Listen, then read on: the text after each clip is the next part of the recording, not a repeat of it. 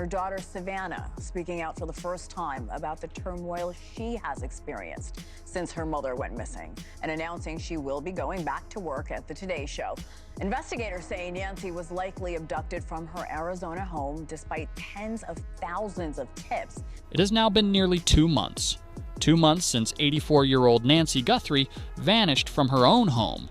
No arrests, no confirmed suspect, and perhaps most unsettling of all, no clear explanation of what actually happened that night. The house is still there, the neighborhood is still quiet, but something inside that timeline doesn't make sense. Investigators say Nancy was likely abducted from her Arizona home despite tens of thousands of tips. The case appears to have stalled in recent weeks. The reward for information in the case has now surged past $1 million, with newly added funds hoping to generate fresh leads as the family continues to plead. A disappearance that doesn't fit. Nancy Guthrie wasn't someone who disappeared easily. She lived a structured life, predictable routines, regular communication, strong connections with family and friends, the kind of person who, if she missed even a single scheduled call, people would notice. And they did. She was last seen on January 31st. The next day, she failed to show up for a virtual church service she regularly attended. Nancy Guthrie missing day 55. Tonight, breaking down what Savannah Guthrie said in her heartbreaking interview. Through all of that pain, the tears, the angst, there are facts previously unknown. For instance, that was the moment everything shifted. Concern turned into urgency. Urgency turned into fear. And by noon on February 1st, Nancy Guthrie was officially reported missing. What investigators believe. Why was the back door propped open and still propped open when Sister Annie arrives? Yet we know Mrs. Guthrie went out the front door because that was her blood. Tonight, a careful and close-up look at the blood. Does it actually reveal? According to investigators, this was not a simple disappearance. Police reports indicate that Nancy was likely abducted from her Arizona home. That alone changes everything, because an abduction suggests planning, intent, and a perpetrator willing to take significant risk. I didn't think the publicity I didn't think the crime scene was handled properly. They didn't secure the crime scene in a way I thought they should. I don't think they got all the information they could have from the crime scene. And just to be clear, my reward is for the tip that leads to the arrest of the perpetrator. But here's the problem. Despite tens of thousands of tips, despite national attention, despite federal involvement, the case appears to have stalled. $1 million question. As weeks passed with no major breakthrough, something unusual happened. The reward for information kept increasing and increasing until it passed $1 million. This suspect could strike again, whoever did this? Well, absolutely. We believe we know why he did this, and we believe that it was targeted, but we're not 100% sure of that. And so it'd be silly to tell people, yeah, don't worry about it. You're not his target. Don't think for a minute that because it happened to the Guthrie family, you're safe. No, Think about that. $1 million for a tip. That's not routine. That level of reward reflects something critical: desperation for new leads, and a growing realization that the answers may not come easily. The attorney who stepped in. One of the most unexpected developments came from outside Arizona. A high-profile attorney and president of a Crime Stoppers organization decided to personally get involved. There are a lot of different notes, I think, that came, and I think most of them, it's my understanding, are not real, and I didn't see them. But I believe the 2 notes that we received, that we responded to, I tend to believe those are real. Not just with words, but with money, his own money. He contributed $100,000 toward the reward and funded billboards across Tucson to bring attention to the case. But what stood out? wasn't just the donation, it was what he said. According to his statements, he believed something had gone wrong early in the investigation, that the crime scene may not have been handled as thoroughly as it should have been. Guthrie is now speaking out in a heartbreaking interview with her colleagues at NBC News about the disappearance of her mother, Nancy. It is the first time Savannah has spoken about the case at length in public. Well, I think the notes are fake because if somebody kidnaps a person for ransom, what they want to do is, as soon as possible, get the ransom money and return the person. And I don't see any of that here. I don't see proof of life. I don't see a credible ransom note. I think these are fake. That critical evidence might have been missed. Now, that is not an official conclusion, but it introduces a troubling possibility because if the earliest moments of the investigation were compromised, then every step after that becomes harder. Why rewards matter? There's a reason rewards like this exist, because not all witnesses come forward willingly. Some are afraid, some don't want to be identified, some don't want to be labeled as informants. Crime Stoppers programs rely on anonymity. They allow people to share information without revealing their identity. Time to rethink the disappearance of Nancy Guthrie. From the start, a common assumption was that this was a relatively amateur operation. Premeditated, yes, but not that sophisticated. Well, now there's a major new focus as the search nears week number 6. The FBI is now looking at internet outages around the time the 84-year-old disappeared.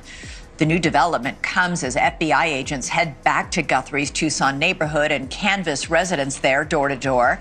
They're asking if anyone's internet went out that morning, the morning that Guthrie vanished. If so, it could have disabled their surveillance cameras during that critical time period. Sometimes that makes the difference between silence and a breakthrough. But even with a growing reward and increased visibility, no one has come forward with information strong enough to solve the case, at least not publicly. Savannah Guthrie speaks. For weeks, Nancy's daughter, Savannah Guthrie, remained mostly out of the public eye regarding the details of the case, but eventually she spoke.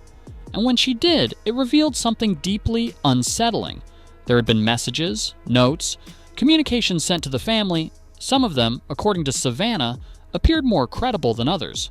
But here's where things become complicated. Even she admitted she hadn't personally reviewed all of them. Very early moments, Annie and Tommy were saying this isn't that case that you are used to where someone wanders off. She can't wander off. My mom, she was in tremendous pain. Her back was very bad. She was trying to, on a good day, she could walk down to the mailbox and get the mail, but most days not. So there was no wander off. And the doors were propped open. Yeah. And there was blood on the front doorstep. And the Ring camera had been yanked off. Yeah. And so we were saying, this is...